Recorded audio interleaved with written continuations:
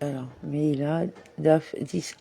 Cette dernière clause de la Beretta est conforme à l'opinion des rabbins qui soutiennent qu'une offrande pour le péché qui a été perdue ne peut mourir que si elle a été retrouvée après que son remplacement ait déjà été sacrifié.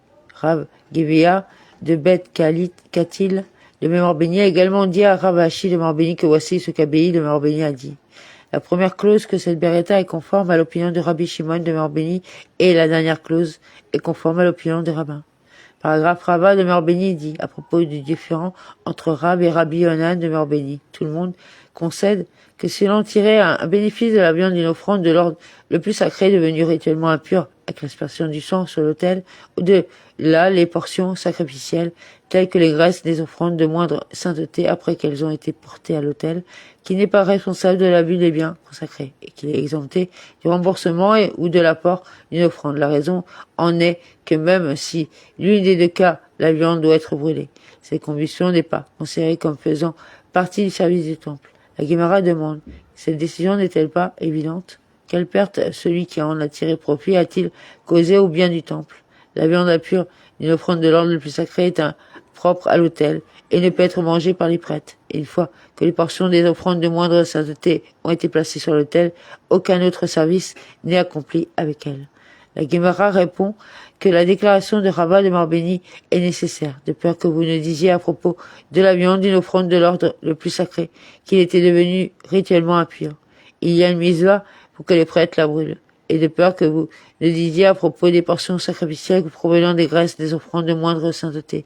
Il y a une mitzvah et de les retourner avec une fourchette bézinora pendant qu'ils sont sur l'autel, afin qu'ils brûlent plus uniformément et plus rapidement. Par conséquent, celui qui enterre le bénéfice doit être tenu responsable en cas d'abus. Rava de Mémoire-Béni nous enseigne donc qu'il n'y a aucune responsabilité en cas d'utilisation abusive, car la mitzvah de les brûler ou de les retourner n'est pas considérée comme faisant partie du rite sacrificiel.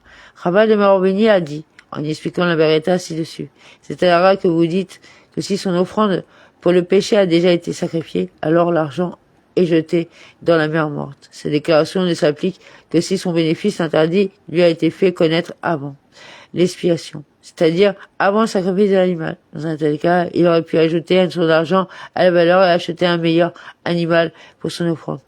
Mais si cela lui est parvenu seulement après l'expiation, c'est-à-dire le sacrifice de l'animal, l'argent n'est pas jeté dans la mer morte. Au lieu de cela, il est alloué aux offrandes de cadeaux communautaires. Quelle est la raison? Il existe un principe selon lequel on ne sépare pas d'emblée l'argent et une offrande afin qu'il soit perdu ou détruit en étant jeté dans la mer morte. Mishnah. La Mishnah énumère les objets sacrificiels qui sont entièrement consommés sur l'autel et dont les prêtres n'ont aucune part.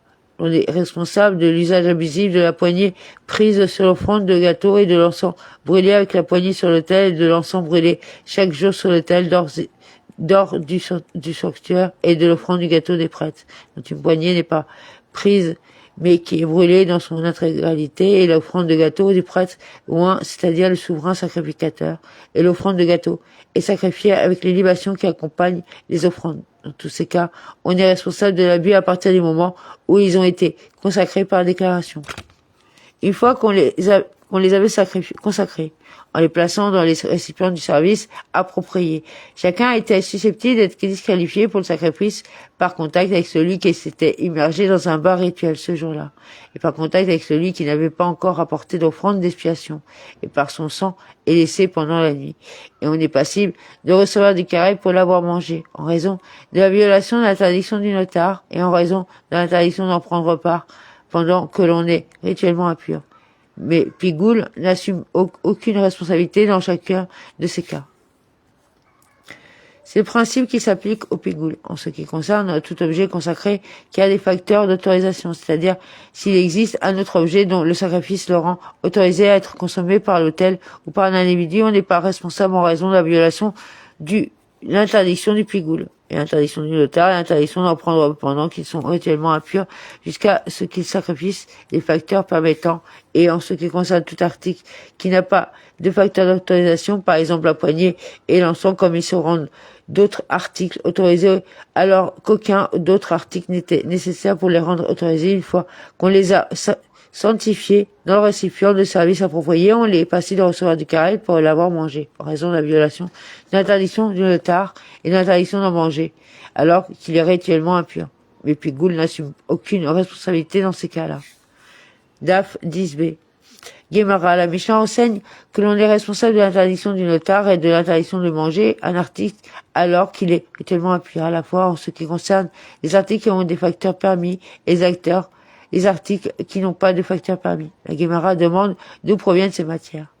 La Guémara répond que c'est que les sages ont enseigné dans une Beretta. On aurait pu penser que l'on est responsable du fait de prendre de la nourriture sacrificielle dans un état d'impureté rituelle uniquement en ce qui concerne un article qui a des facteurs permettant la Beretta continue. Et ceci est une déduction logique. Si en ce qui concerne le pigoul, qui rend celui qui le mange involontairement responsable par une seule conscience, c'est-à-dire pour qu'une personne soit susceptible d'apporter une offrande pour le péché. Il lui suffit de prendre conscience après le fait qu'il a péché volontairement et son offrande pour celui qui en mange involontairement est fixe. Il n'y a aucune circonstance dans laquelle son interdiction générale est autorisée, c'est-à-dire qu'il n'est jamais permis de manger du pigoul et pourtant on est responsable en raison de l'interdiction de participer au pigoul uniquement pour un article qui présente des facteurs d'autorisation. La même chose devrait certainement s'appliquer à la pureté rituelle.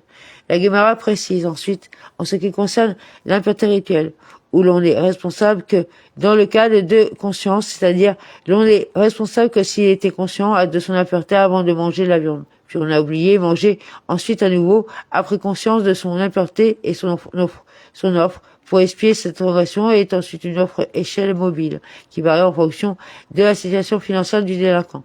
S'il y a des circonstances dans lesquelles son interdiction générale a été permise à la communauté, car les offrandes communautaires sont sacrifiées dans le temple en état d'impureté, dans certaines circonstances. C'est pas juste qu'une personne soit responsable de la violation et l'interdiction de manger de la viande alors qu'elle est rituellement impure, uniquement pour un article qui a des facteurs d'autorisation. C'est pourquoi le verset déclare: dis-leur quiconque de toute vos postérités, parmi vos générations, s'approchera des objets sacrés que les enfants d'Israël consacrent à l'Éternel alors que son impureté est sur lui. Cette âme sera retranchée de devant moi. Je suis l'Éternel, Lévitique 22-23. Le verset qui traite du fait de manger en étant rituellement impur parle de tous les objets sacrés qui est ou non un facteur permettant. On aurait pu penser qu'il devrait être tenu de les manger immédiatement dès qu'ils ont été verbalement consacrés avant même qu'ils aient été placés dans un vase de service. Le verset déclare: cela se rapproche des objets sacrés. Cette clause est déroutante car elle conduit apparemment à la conclusion peu probable que la responsabilité s'applique après que l'on a touché à l'objet. La Beretta explique que Rabbi Elazar de Morbini a dit: mais existe-t-il un cas où celui qui touche un objet est responsable? Au contraire. Comment est-ce possible? La réponse est que l'expression s'approche yikrav des objets sacrés, peut également être comprise comme un objet sacré qui soit apte à être sacrifié, yikarev. Et donc, en ce qui concerne tout objet qui a des facteurs permettant, on n'est pas responsable jusqu'à ce que les facteurs permettant aient été sacrifiés. Et dans le cas de tout objet qui n'a pas de facteur d'autorisation, on n'est pas responsable jusqu'à ce qu'il soit sacrifié dans un récipient de service. Mishnah, cette Mishnah qui apparaît également dans le traité Terumot, traite de 5 offrandes pour le péché laissé à la mort. Il est cité ici en raison de sa pertinence par rapport à la rote de l'abus. La Mishnah mentionne d'abord 3 de ces offrandes. La progéniture d'une offrande pour le péché, un animal qui est le substitut d'une offrande pour le péché, que leur propriétaire ait ou non réalisé l'expiation au moyen d'une autre offrande, et une offrande pour le péché dont les propriétaires sont morts auparavant, l'offrande a été sacrifiée, mourra. Et les 2 autres sacrifices pour le péché laissés à mourir sont le sacrifice pour le péché dont l'année depuis la naissance est passée, et donc un propre sacrifice, et un sacrifice pour le péché qui a été perdu lorsqu'il a été retrouvé. Il est détaché, à propos duquel il est à la rote, sont les suivantes. L'offrande pour le péché a été trouvée après que le propriétaire a obtenu l'expiation par le sacrifice d'un autre animal, comme offrande pour le péché, alors l'animal taché mourra, et ne rend pas l'animal non sacré échangé contre lui comme substitut, comme c'est le cas. Si la sainteté inhérente qui la rendait apte au sacrifice sur l'autel, ni la sainteté inhérente à sa valeur. Et l'on peut en tirer de bénéfice de l'animal trouvé initio, mais s'il a tiré à bénéfice de l'animal, il n'est pas responsable de son mauvais usage. Voilà, on continuera si Dieu veut demain. Amen. Shabbat shalom à tous et toutes. Shabbat shalom.